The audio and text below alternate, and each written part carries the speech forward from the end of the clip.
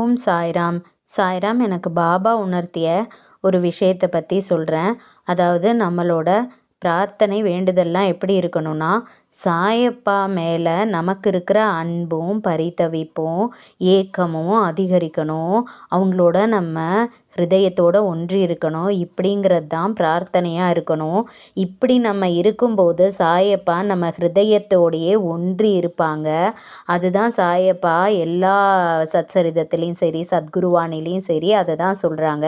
ஹிருதயத்தோட ஒன்றி இருக்கிறது தான் ஆன்மீகத்தோட லட்சியம்.